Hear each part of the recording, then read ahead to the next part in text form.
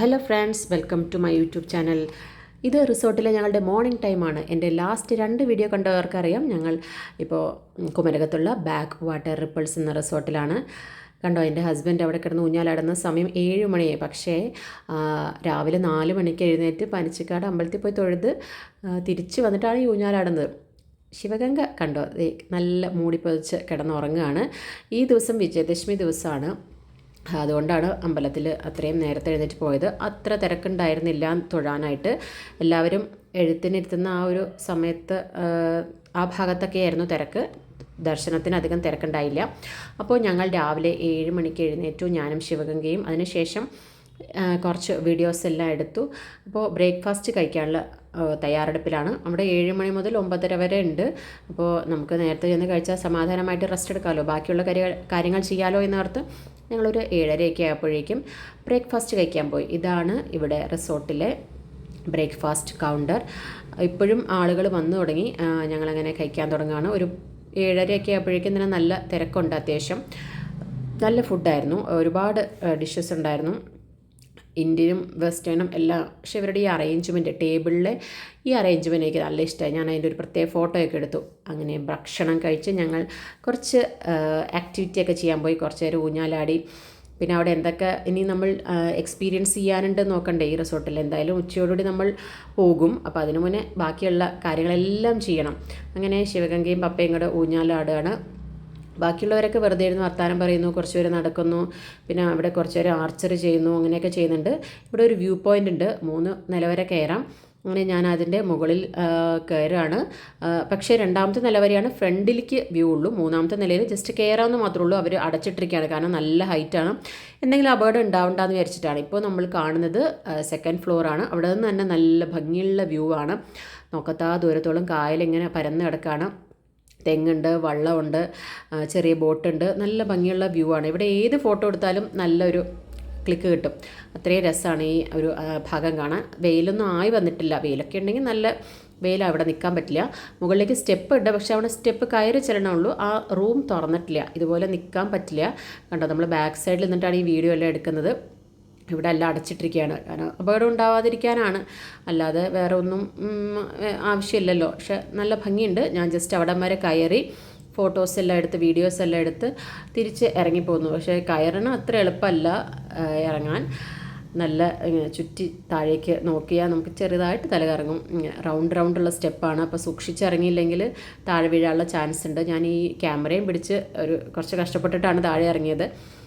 എന്തായാലും ഈ റിസോർട്ടിൽ വരുന്നവർക്ക് ഒരു നല്ലൊരു വ്യൂ പോയിൻ്റാണ് ഇവർ ചെയ്തു വെച്ചിരിക്കുന്നത്. വേണമെങ്കിൽ നമുക്ക് അവിടെ നിന്ന് ചായയൊക്കെ കുടിക്കാൻ 2 കസേരയൊക്കെ ഉണ്ട്. കുറച്ച് നേരം അവിടെ നിന്ന് വർത്താനമൊക്കെ പറയാം. അങ്ങനെ ഒരു സെറ്റപ്പിലാണ് അവർ ചെയ്തിരിക്കുന്നത്. അങ്ങനെ ഞങ്ങൾ മുകളിൽ നിന്നും താഴെ നിന്നൊക്കെ എടുത്ത ഫോട്ടോസാണിത്. അതിനുശേഷം ശിവഗംഗയുടെ അച്ഛനും കൂടി ആർച്ചറി ചെയ്യാൻ പോയി.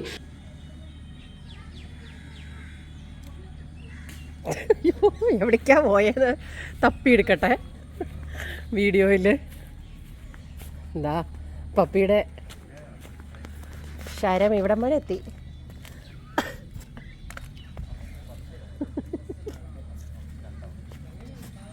അങ്ങനെ കുറേ നേരം ഞങ്ങളിവിടെ സമയം ചിലവഴിച്ചു. ചില സമയത്ത് ശരിയാകും, ചില സമയത്ത് താഴെ പോകും. എന്തായാലും കുറേ പ്രാവശ്യം ട്രൈ ചെയ്തു. വീണ്ടും അവിടെ ആളുകൾ വന്നുകൊണ്ടിരുന്നുകൊണ്ട് ഞങ്ങൾ അവിടെ നിന്ന് താഴേക്ക് പോകുന്നു, അടുത്ത സ്ഥലത്തേക്ക് പോയി. ഇതൊരു പ്ലേ ഏരിയ ആണ്. കുട്ടികൾക്ക് കളിക്കാനുള്ള കുറേ സാധനങ്ങൾ വരുന്നുണ്ട്. ഞാൻ തലേദിവസത്തെ വീഡിയോയിൽ കുറച്ച് കാണിച്ചിരുന്നു. ഇപ്പോൾ ഇവർ രണ്ടുപേരും കൂടെ കളിക്കുകയാണ്. വേറൊരു ഫാമിലി, അച്ഛനും അമ്മയും ചെറിയ കുട്ടിയും കൂടെ ക്യാരംസ് കളിക്കുന്നുണ്ട്. പിന്നെ അവർ തന്നെ ഗൈഡിനോട് പറഞ്ഞ് ഒരു ഷട്ടിൽ ബാറ്റ് മേടിച്ച് അവരവിടെ ഷട്ടിൽ കളിക്കുകയാണ്. അപ്പോഴാണ് ഞങ്ങൾ സൈക്കിൾ ഓട്ടിയത്. ഇവിടെ സൈക്കിൾ ഓട്ടിക്കൊണ്ട് വരികയാണ്. എനിക്ക് ഭയങ്കര ഇഷ്ടമാണ് സൈക്ലിങ്. പക്ഷേ ഞാൻ മേടിച്ചങ്ങ് സ്ഥിരമായിട്ട് ചവിട്ടാറില്ല. പക്ഷേ എനിക്ക് പൊതുവേ ഇഷ്ടമുള്ളൊരു കാര്യമാണ് സൈക്കിൾ ഓട്ടുക. ചെറുപ്പത്തിൽ സ്കൂളിലൊക്കെ പോകുമ്പോൾ സ്കൂളിൽ കുറേ കുട്ടികൾ സൈക്കിളിൽ വരുമായിരുന്നു. അതൊക്കെ ഭയങ്കര ആരാധനയോടെ ഞാൻ അന്ന് നോക്കിയിരുന്നത്. കാരണം എനിക്ക് അന്ന് സൈക്കിളില്ല, ഞാൻ പഠിച്ചിട്ടുമില്ല. അപ്പോൾ ഇവർ ഇത്രയും ദൂരമൊക്കെ ചവിട്ടി സ്കൂളിൽ വരുന്നു എന്നൊക്കെ ഞാൻ ചിന്തിക്കുമായിരുന്നു. പിന്നെ ഞാനും സൈക്കിളോട്ട് പഠിച്ചു. പക്ഷേ ഞങ്ങളുടെ വീട്ടിൽ നിന്ന് സ്കൂളിലേക്ക് ഒരുപാട് ദൂരമുണ്ട്. മെയിൻ റോഡിൽ ഓടക്കാലി ടു കോതമംഗലം ഒരുപാട് ദൂരമുള്ളതുകൊണ്ട് അങ്ങനെ സൈക്കിളിലൊന്നും പോകാൻ പറ്റില്ല. ബസ്സിൽ തന്നെയായിരുന്നു പോയിക്കൊണ്ടിരുന്നത്. എന്നാലും എൻ്റെ ഒരു വാശിയായിരുന്നു സൈക്കിൾ ചവിട്ടാൻ പഠിക്കണമെന്ന്. അതൊക്കെ ഞാൻ പഠിച്ചു. കൊടൈക്കനാൽ പോയപ്പോൾ ആ ഒരു ലേക്കിൻ്റെ ചുറ്റും ഞാൻ ഒരു 2 പ്രാവശ്യം അങ്ങോട്ട് സൈക്കിൾ ഓട്ടുന്നത് എനിക്കിപ്പോഴും ഓർമ്മയുണ്ട്. കുറേ നാൾ മുന്നാണ്, പക്ഷെ അത് ഞാൻ സക്സസ്ഫുള്ളായിട്ട് ചെയ്തു. അവിടെയും നമ്മളിങ്ങനെ സൈക്കിൾ റെൻറ്റിന് കൊടുക്കാൻ ആളുകളുണ്ടല്ലോ. ഇപ്പോൾ എനിക്കറിയില്ല, കുറേ നാളായി പോയിട്ട്.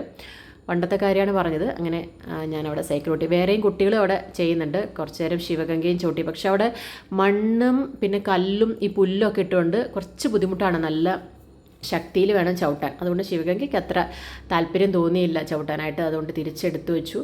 അങ്ങനെ അടുത്തതായിട്ട് ഇവർ സ്വിമ്മിങ്ങിന് പോയി. ഞാൻ എന്തായാലും ഇറങ്ങിയില്ല. തലേ ദിവസം കുറച്ച് നേരം കാലിട്ടിരുന്ന ഒരു 5 മിനിറ്റ് സ്വിമ്മിംഗ് പൂളിൽ ഇറങ്ങിയപ്പോഴേക്കും എനിക്ക് കുറച്ച് ചുമയൊക്കെ ഉണ്ടായിരുന്നു. അതുകൊണ്ട് ഞാൻ നെക്സ്റ്റ് ഡേ ഇറങ്ങിയിട്ടില്ല. ഇവർ രണ്ടുപേരും കുറേ നേരം സ്വിമ്മിംഗ് പൂളിൽ തന്നെയായിരുന്നു. ഒരു 1.5 മണിക്കൂറോളം സ്വിമ്മിംഗ് പൂള് കളിച്ചു. ഒരു കുറേ നീന്തി, കുറേ കോമ്പറ്റീഷൻസ് ചെയ്തു.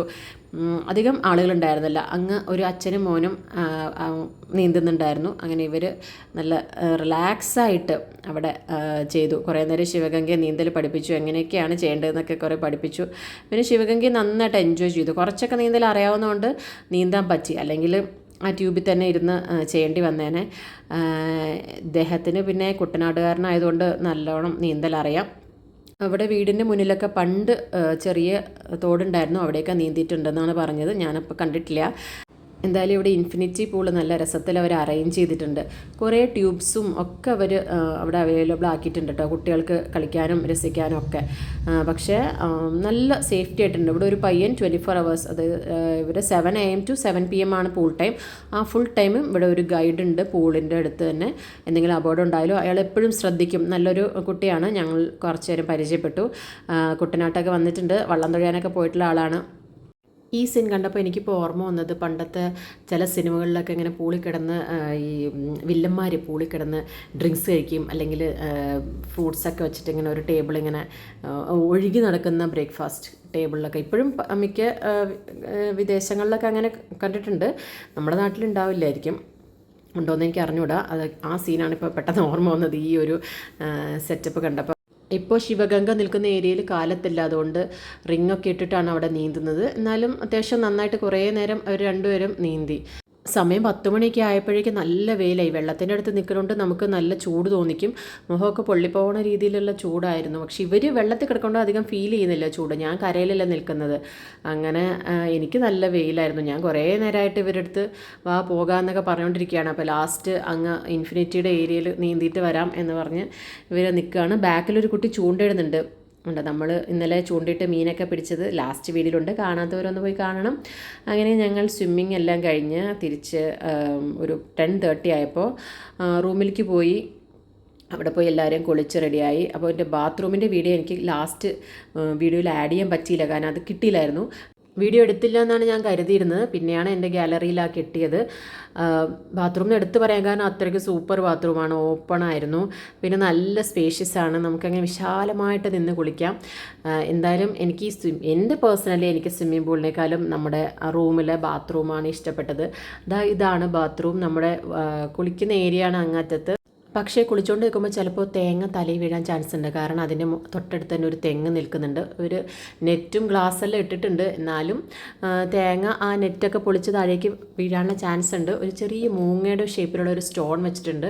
നല്ല സ്പേഷ്യസ് ആണ്. ഈ ഓപ്പൺ എയറിൽ നിന്ന് കുളിക്കാന്ന് പറഞ്ഞാൽ പ്രത്യേക ഒരു രസമാണ്. മഴയും കൂടെ പെയ്താൽ അടിപൊളിയായിരുന്നു. പക്ഷേ ഇപ്പോൾ നമുക്ക് മഴയില്ല. ഒരു 11 o'clock ആയി സമയം. അങ്ങനെ ഞങ്ങളെല്ലാവരും കുളിയൊക്കെ കഴിഞ്ഞ് റെഡിയായി പോകാൻ തുടങ്ങുകയാണ്. പക്ഷേ ഇത് കഴിഞ്ഞ് റൂം ടൂർ എടുക്കാമെന്ന് വിചാരിച്ചു. അത് ഞാൻ വിട്ടുപോയി. ഇനി അതിൻ്റെ വീഡിയോ എൻ്റെ കയ്യിലില്ല. അങ്ങനെ ബാത്റൂമിൻ്റെ വീഡിയോ എന്തായാലും കിട്ടി, അതെനിക്ക് വളരെ സന്തോഷമായി. ഇതിൻ്റെ വേറൊരു പ്രത്യേകത, ഇത്രയും വലിയൊരു മിററാണ്. നമ്മുടെ മുഖം വളരെ വ്യക്തമായിട്ട് കാണാം. 2-3 പേര് ഒരുമിച്ച് നിന്നാലും മിറർ കാണാൻ പറ്റും. ഈ മിറർ എനിക്ക് വലിയ ഇഷ്ടമായി. അങ്ങനെ ഞങ്ങൾ ബാത്റൂം ടൂറൊക്കെ കഴിഞ്ഞ് സാധനങ്ങളൊക്കെ പാക്ക് ചെയ്ത് റൂമൊക്കെ ലോക്ക് ചെയ്ത് ഇറങ്ങി. ഞാനെപ്പോഴും വീഡിയോ എടുക്കുമ്പോൾ തന്നെ വോയിസ് കൊടുക്കണമെന്ന് വിചാരിക്കും, പക്ഷേ ചിലപ്പോൾ നമുക്ക് എന്തൊക്കെയാണ് പറയേണ്ടതെന്ന് ഓർമ്മ വരില്ല. അതുകൊണ്ടാണ് ഞാൻ മിക്കപ്പോഴും ഫുൾ വീഡിയോ എടുത്തിട്ട് അതിന് ശേഷം വോയിസ് കൊടുക്കുന്നത്. കുറേ പേര് എനിക്ക് കമൻറ്റ് അയക്കുന്നു, വീഡിയോ എടുക്കുമ്പോൾ തന്നെ വോയിസ് കൊടുക്കൂ ചേച്ചി എന്ന് പറഞ്ഞ്. പക്ഷേ ഞാൻ മാക്സിമം ശ്രമിക്കാം. എന്തോ എനിക്ക് ആ സമയത്തൊക്കെ നമ്മുടെ സംഭാഷണം വരില്ല. ആൾക്കാരൊക്കെ നിൽക്കുമ്പോൾ എനിക്ക് ചെറിയ ചമ്മലാവും. അതുകൊണ്ടാണ്. അങ്ങനെ ഞങ്ങൾ എല്ലാം റെഡിയായി ഇറങ്ങുകയാണ്. സാധനങ്ങളൊക്കെ കാറിൽ കൊണ്ടുവച്ചു. അപ്പോൾ ഞങ്ങൾ കാറിൻ്റെ അടുത്തേക്ക് പോകണം. നല്ല വെയിലാണ്, ഏകദേശം 11:30 മുഖം പൊള്ളുന്ന വെയിലാണ്. ഇത്ര നേരം സ്വിമ്മിംഗ് പൂളിൻ്റെ അടുത്ത് നിന്നുകൊണ്ടായിരിക്കും വളരെ ചൂട് തോന്നുന്നു. ഇതാണ് നമ്മുടെ റിസോർട്ടിൻ്റെ സറൗണ്ടിങ്സ്. വളരെ ശാന്തസുന്ദരമായ ഒരു ഏരിയ ആണ് കേട്ടോ. നമുക്ക് ഒരു ദിവസം റിലാക്സ് ചെയ്യാനാണെങ്കിലും ഒരു കാം ആൻഡ് ക്വയറ്റായ ഏരിയ. പക്ഷേ എൻ്റെ ഒരു അഭിപ്രായം ഒരു 2 ദിവസം നിൽക്കണം, 2 നൈറ്റ് അവിടെ സ്റ്റേ ചെയ്യണം. കാരണം തലേദിവസം വന്നു ധൃതി പിടിച്ച് എന്തൊക്കെയോ കുറേ കാര്യങ്ങൾ ചെയ്തു, ഭക്ഷണം കഴിച്ചു, കിടന്നുറങ്ങി. പിറ്റേ ദിവസം രാവിലെ നമ്മൾ 11:30 ചെക്കൗട്ട് ചെയ്യണതിന് മുന്നേ ആക്ടിവിറ്റികൾ തീർക്കാൻ വേണ്ടിയിട്ടുള്ള വെപ്രാളായിരുന്നു. അപ്പോൾ അതുകൊണ്ട് അന്ന് സമാധാനമായിട്ട് കിടന്ന് ഉച്ച കഴിഞ്ഞൊക്കെ കിടന്നുറങ്ങി. നെക്സ്റ്റ് ഡേ ചെക്കൗട്ട് ചെയ്യുകയാണെങ്കിൽ നല്ലതായിരുന്നു. എന്തായാലും ഒരു അടിപൊളി സ്റ്റേ ആണ്. അങ്ങനെ ഞങ്ങൾ വീട്ടിലേക്ക് പോവുകയാണ്. അപ്പോൾ എൻ്റെ 3 എപ്പിസോഡുണ്ട്. Thank you for watching. എല്ലാവരും like, share and subscribe. Thank you, bye. ഇനി അടുത്ത വീഡിയോയിൽ കാണാം.